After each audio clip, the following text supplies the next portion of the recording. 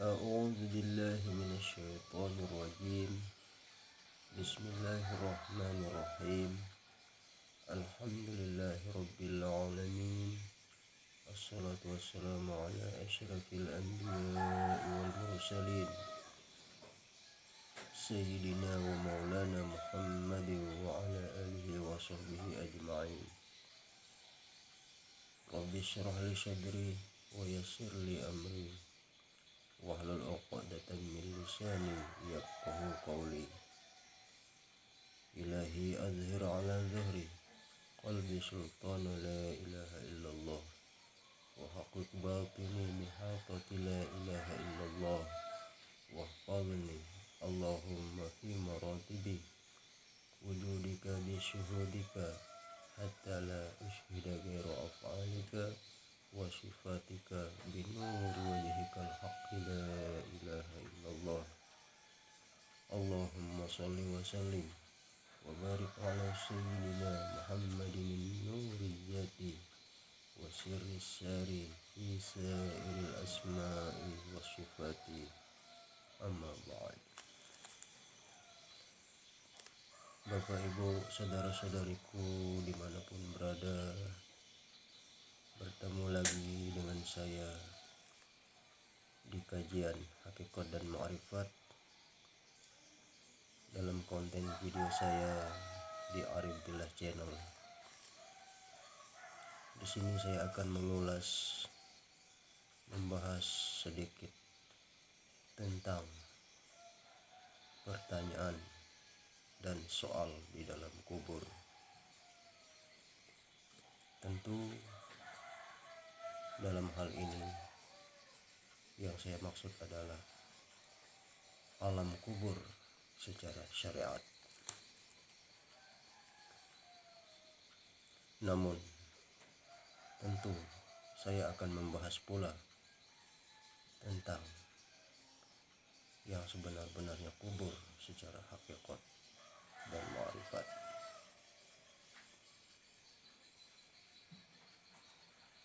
Baiklah Bapak Ibu saudara-saudariku, singkat saja. Pertanyaan dalam kubur itu merupakan pertanyaan yang kita kenal selama ini, yang kita kaji di dalam kajian syariat. Pertanyaannya malaikat, mungkar, dan nakir. Namun secara syariat 5 pertanyaan, ya ada 5 pertanyaan kurang lebih 5 pertanyaan alam kubur itu pada hakikatnya itu adalah pertanyaan di alam kubur, di dalam diri kita sendiri. Karena hakikat alam kubur itu adalah alam gaib, alam yang tidak nampak. Secara fisik memang nampak, karena kuburan itu secara syariat kelihatan. Jasad orang yang kita kubur juga sebenarnya kelihatan. Namun yang tidak nampak itu adalah ruhnya. Pada hakikatnya yang terkubur itu bukanlah jasad. Sebenarnya yang terkubur itu mulai dari dunia ini sampai di alam barzakh atau alam kubur. Yang terkubur itu adalah rohani kita, jiwa kita. Justru itulah kita disarankan, dianjurkan untuk mengkaji diri agar tahu yang sebenar-benarnya diri. Karena di dalam kitab yang saya pelajari, yang sebenar-benarnya diri itu adalah ruh. Maka apabila ruh itu masuk ke dalam tubuh, bernamalah nyawa. Dan apabila apabila dia itu keluar masuk bernamalah nafas. Dan apabila ia kepingin atau hendak sesuatu bernamalah nafsu. Dan apabila dia bisa membuat barang sesuatu bernamalah akal atau ilmu. Dan apabila dia memiliki suatu barang, itulah yang dinamakan ikhtiar atau usaha. Itulah yang sebenar-benarnya diri, karena di dalam diri inilah zahirnya Tuhan. Zahiru Rabbi fi batni abdi. Inilah dalam kajian hakikat dan ma'rifat. Namun di kalangan umum, di kalangan masyarakat awam, di kalangan ahli-ahli syariat, ahli zahir,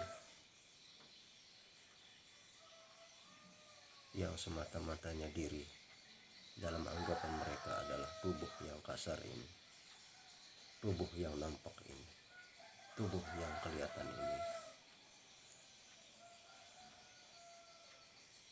Maka dari situlah orang-orang syariat dulu sampai sekarang sebenarnya kita semua itu adalah syariat. Kita tidak pernah membantah atau mengingkari syariat.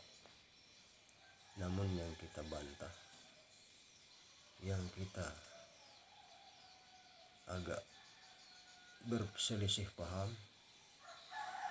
di dalam hukum saja.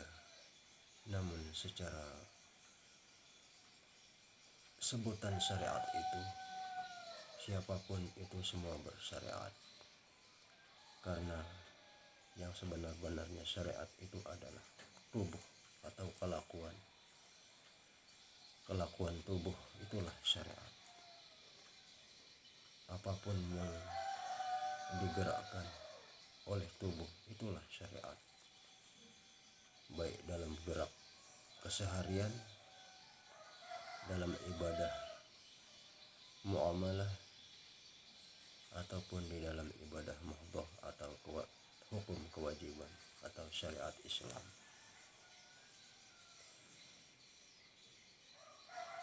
Kelakuan tubuh baik di dalam hukum maupun di luar hukum, ataupun di dalam adat istiadat, budaya, ataupun hukum bernegara, apapun kelakuan tubuh itu, selagi dia bergerik, itulah yang dinamakan syariat, kelakuan syariat.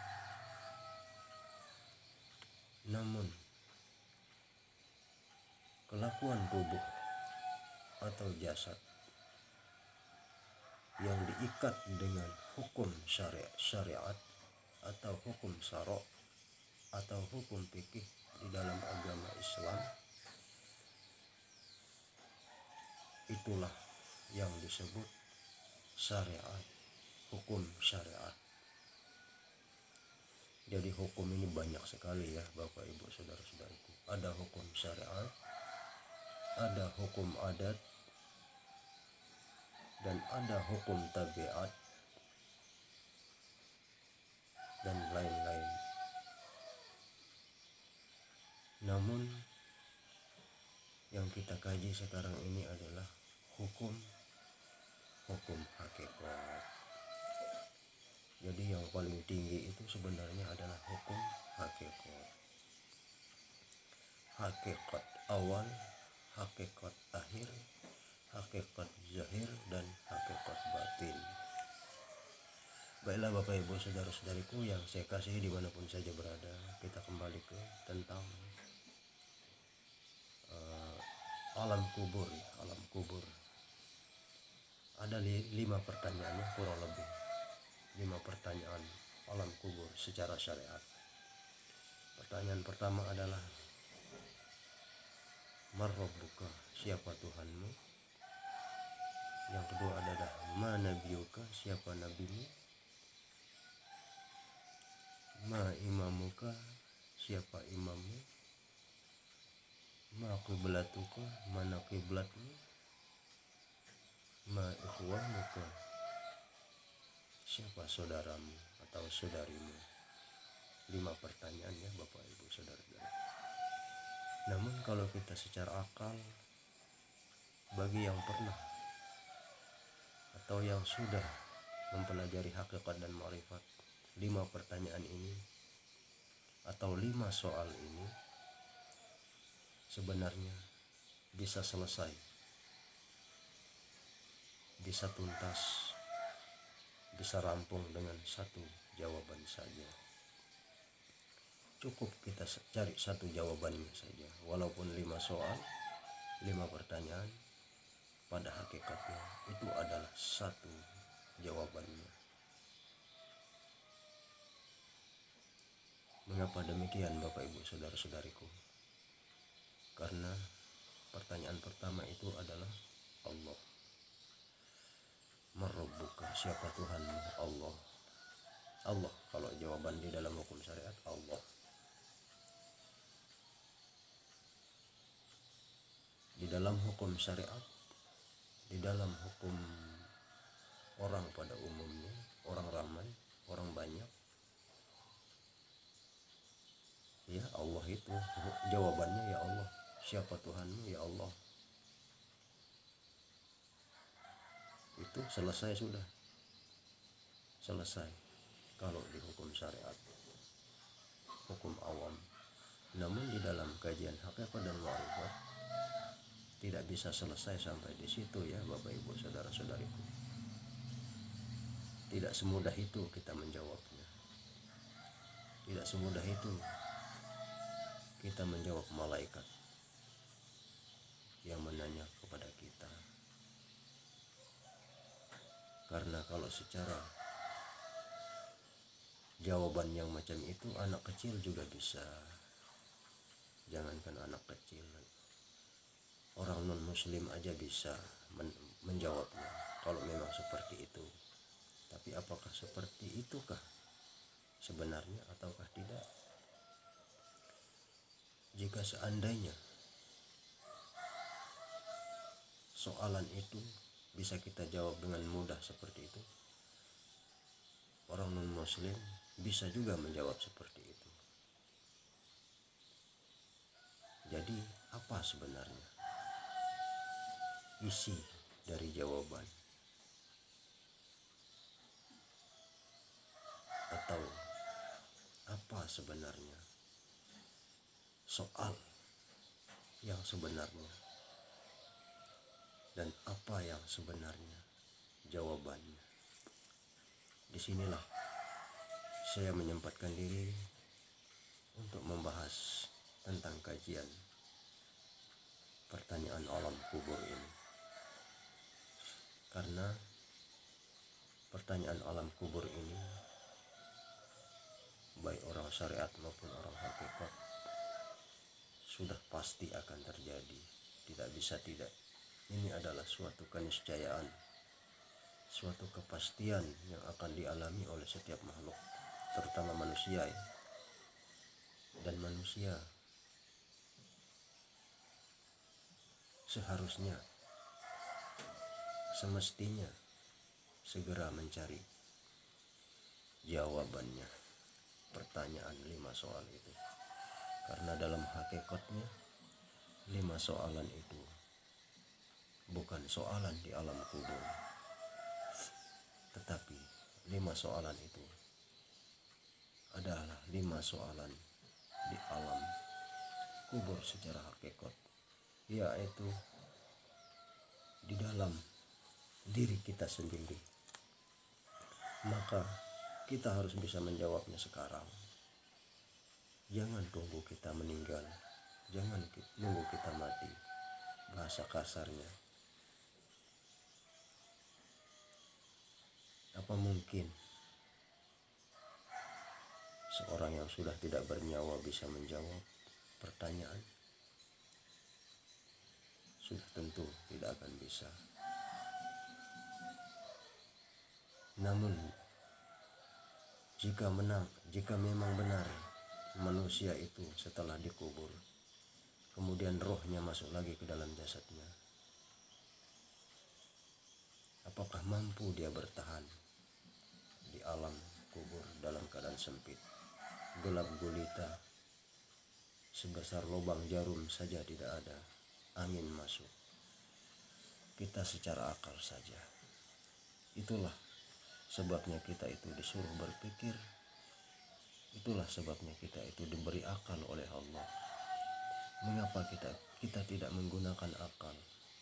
Mengapa kita tidak menggunakan pikiran kita, hati kita?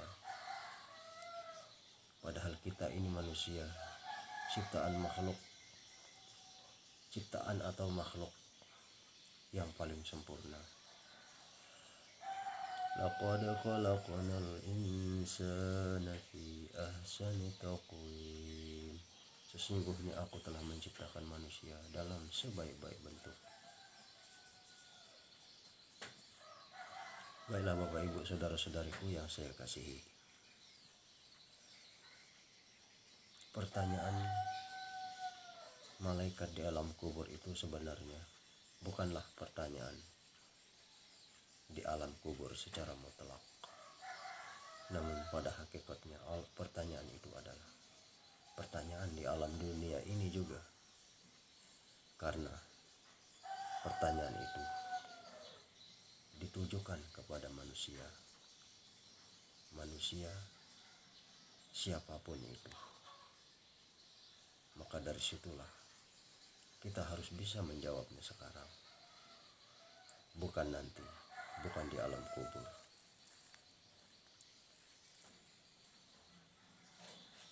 Namun jika seandainya manusia itu belajar tentang hakikat dan ma'rifat, maka selesailah pertanyaan itu. Tuntaslah pertanyaan itu. Tuntaslah segala soalan itu. Cukup kenal diri, cukup kaji diri, cukup mengetahui asal kejadian diri, cukup mengetahui sejatinya diri. Itu saja kuncinya, tidak susah-susah. Mengapa Bapak Ibu saudara-saudariku mempersulit diri?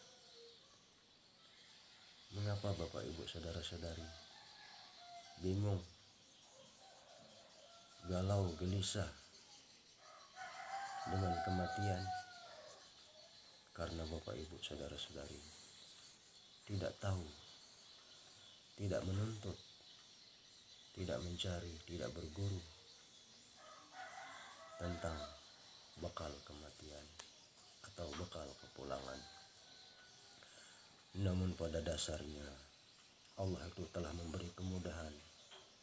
Allah itu Maha Kasih, Maha Sayang, Maha Pemurah. Tapi sebenarnya manusialah yang telah mempersulit dirinya. Sudah diberi petunjuk, sudah diberi kabar gembira, sudah diutus seorang nabi, seorang rasul, telah diturunkan Al-Quran, telah disampaikan hadis-hadis, telah dilahirkan para ilmuwan atau para alim ulama,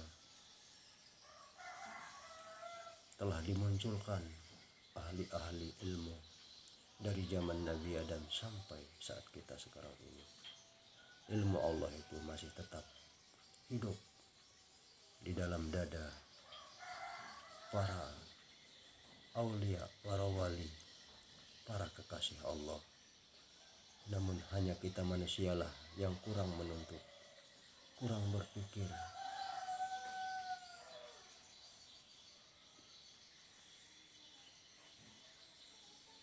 Bapak Ibu saudara-saudariku yang saya kasihi dimanapun saja berada, mari kita senantiasa menuntut ilmu demi keselamatan diri kita, demi keselamatan keluarga kita, tetangga-tetangga kita, saudara-saudara kita, teman-teman kita, sahabat kita, bahkan seluruh manusia pada umumnya.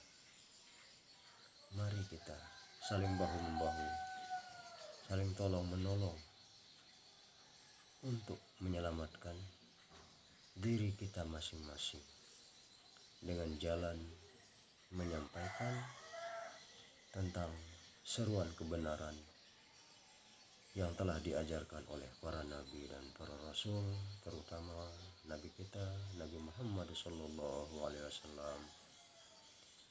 Nabi Muhammad sallallahu alaihi wasallam telah mengajarkan kepada para sahabat mengajarkan kepada para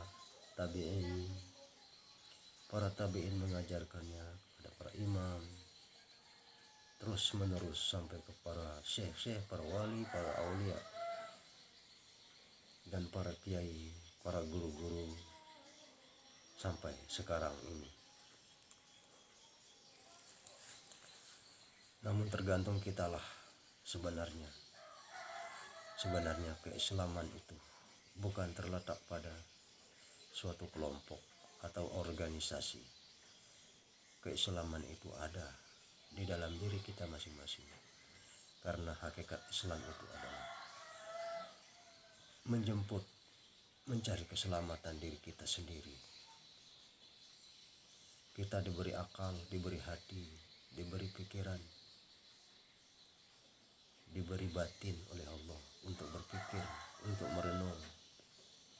Maka justru itulah Nabi Muhammad SAW sebelum menerima wahyu hukum syariat atau sholat 5 waktu, beliau sangat gemar bertafakur di Gua Hiro, sehingga sampai pada waktunya beliau menerima wahyu. Al-fikratu sa'atan khairum min ibadati sab'ina sana. Keutamaan berpikir itu adalah berpikir sesaat lebih baik ketimbang ibadah 70 tahun. Jadi sangat penting ya Bapak Ibu saudara-saudariku, Bapak Ibu saudara-saudariku dimanapun saja berada. Sangat penting ya, sangat penting, sangat perlu, sangat utama kita berpikir. Sampai-sampai Rasulullah Shallallahu Alaihi Wasallam bersabda, al-fikratu sa'atan khairun min ibadati sab'ina sana. Berpikir sesaat lebih baik daripada beribadah selama 70 tahun. Karena kalau kita beribadah seumpama 70 tahun tapi tidak menggunakan akal, tidak menggunakan ilmu, percuma ya Bapak Ibu saudara-saudari, sia-sia semua. Jadi yang dituntut oleh Nabi kita itu, yang diinginkan oleh Nabi kita itu adalah harus selalu berpikir, harus senantiasa merenung, tafakur sebagaimana beliau melakukannya, tafakur di Gua Hiro. Karena di dalam tafakur atau berpikir inilah kita akan mendapatkan pencerahan. Hakikat pencerahan yang tidak dapat itulah wahyu, itulah ilham. Kalau di zaman kita sekarang adalah ilham ya. Kalau zaman Nabi, para rasul itu wahyu. Kalau zaman kita umatnya sekarang adalah ilham, dapat pencerahan. Baiklah Bapak Ibu saudara-saudariku yang saya kasihi dimanapun saja berada, kembali kita ke alam kubur tadi. 5 soal, 5 pertanyaan, cukup jawabannya 1 saja. Maka 5 soal 5 pertanyaan selesai. Ini kita kaji hakikat ya, cukup kenal diri, karena hanya dengan mengenal dirilah kita bisa mengenal yang lain-lainnya. Karena hakikat yang lain-lain itu berasal dari yang satu, yaitu Allah Subhanahu wa ta'ala. Merabbuka, siapa Tuhanmu? Allahu Rabbi, Allah Tuhanku. Allah yang mana, Tuhan yang mana. Disinilah kita disuruh untuk mengkaji hakikat dan marifat, biar kenal, biar tahu Tuhan yang mana, Allah yang mana. Mungkin untuk yang sudah mengkaji hakikat dan marifat, saya rasa sudah paham lah. Tapi ini untuk saudara-saudari kami, Bapak Ibu kami yang belum mengkaji hakikat dan marifat, yang masih di tahapan syariat, silahkan Bapak Ibu saudara-saudariku menuntutnya, agar supaya Bapak Ibu saudara-saudari bisa mendapatkan keselamatan sebagaimana keselamatannya para nabi, para rasul, para aulia, para wali. Inilah yang sekarang ini kita contoh. Inilah jalan yang kita tapaki sekarang ini. Jadi apa yang kita kaji dalam hakikat dan ma'rifat itu adalah jalan menuju kepulangan kita, kembalinya kita kepada Allah Subhanahu wa taala. Inna lillahi wa inna ilaihi raji'un. Kita berasal dari Allah, tentu harus kembali kepada Allah. Bapak Ibu saudara-saudariku yang saya kasihi, yang saya sayangi dimanapun saja berada, mari mencari keselamatan kita, keislaman kita yang sejati. Karena hakikat Islam itu bukanlah sekadar hukum syara' atau hukum fikih atau hukum syariat, namun hakikat Islam itu adalah menemukan keselamatan diri kita, menemukan keselamatan zahir batin kita, dunia dan akhirat kita. Maka tidak ada jalan lain, tidak ada jalan lain melainkan hanya dengan mengenal diri, mengenal Tuhan, mengenal Tuhan, mengenal diri. Al-insanu sirri wa ana sirruhu. Kata Allah di dalam hadis qudsi, manusia itu adalah rahasiaku dan aku pun rahasia manusia, kata Allah. Wa huwa ma'akum ainama kuntum, dan aku, kata Allah, beserta kalian dimanapun kalian berada. Wa fi anfusikum afala tubsirun, pada diri kamu juga aku, kata Allah, mengapa kamu tidak perhatikan? Inilah sebabnya Bapak Ibu saudara-saudariku ya, perlunya kita mengkaji diri, perlunya kita berguru, perlunya kita menuntut supaya kita ini selamat dunia dan akhirat. Baiklah Bapak Ibu saudara-saudariku, jika sekiranya kita sudah mengenal Tuhan, mengenal Allah, mengenal diri, insya Allah 5 pertanyaan itu selesai. Jangankan di alam kubur, di alam dunia ini kita sudah selesai. Ibaratnya kita itu udah wisuda, tidak ada lagi tanya jawab, tidak ada yang ditanya, dan tidak ada pertanyaan. Kalau kita sudah paham 5 pertanyaan atau 5 soal itu, karena 5 soal dan 5 pertanyaan itu hakikatnya jawabannya hanya satu, yaitu diri kita sendiri. Cukup kenali diri sendiri, cukup pahami diri sendiri. Karena orang yang sudah paham dirinya sendiri, sudah mengenal dirinya sendiri, maka itulah orang yang sudah mengenal Tuhannya. Karena jalan untuk mengenal Tuhan tidak lain tidak bukan harus mengenali diri kita. Harus mengetahui asal diri kita, harus mengetahui asal kejadian diri kita. Itulah kunci rahasianya dari seluruh pertanyaan dan soal, baik soalan dunia maupun akhirat. Bapak Ibu saudara-saudariku yang saya kasihi, hampir setengah jam ya. Ya, mungkin ini saja yang dapat saya sampaikan. Mudah-mudahan bermanfaat, mudah-mudahan menggugah kesadaran Bapak Ibu saudara-saudariku ya. Bagi yang sudah mempelajari hakikat dan marifat, terus belajar, gali terus, jangan berhenti-berhenti. kaji terus biar tambah tambah luas wawasannya, tambah luas, tambah dalam pengetahuannya. Bagi yang belum belajar, bagi Bapak Ibu saudara-saudariku yang belum belajar, silahkan Bapak Ibu saudara-saudariku belajar. Jangan sampai kita menyesal nanti. Jangan sampai nyawa sudah di tenggorokan baru kita timbul penyesalan, sudah tidak ada gunanya. Tidak ada gunanya. Terus terang saya bicara di sini bahwa pertanyaan alam kubur itu bukanlah mutlak pertanyaan alam kubur. Namun pertanyaan itu adalah pertanyaan secara hakikat dan ma'rifat. Sejatinya adalah pertanyaan di dalam diri kita sendiri saat ini. Baiklah Bapak Ibu saudara-saudariku, mungkin ini saja yang dapat saya sampaikan. Insya Allah nanti kita sambung lagi di lain video.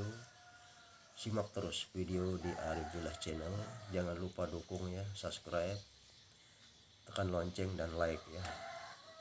Dukung terus biar berkembang ya apa yang saya bagikan, apa yang saya sampaikan tentang kajian kita hakikat dan ma'rifat. Mudah-mudahan apa yang kita kaji bersama berkah, rahmat, dan mendapat keridhaan dari Allah Subhanahu wa taala dan mendapat syafaat dari baginda Nabi kita Muhammad sallallahu alaihi wasallam. Amin ya rabbal alamin. Baiklah, akhirul kalam usikum wa nafsi bittaqwallah. Wabillahi taufiq wal hidayah. Wassalamualaikum warahmatullahi wabarakatuh.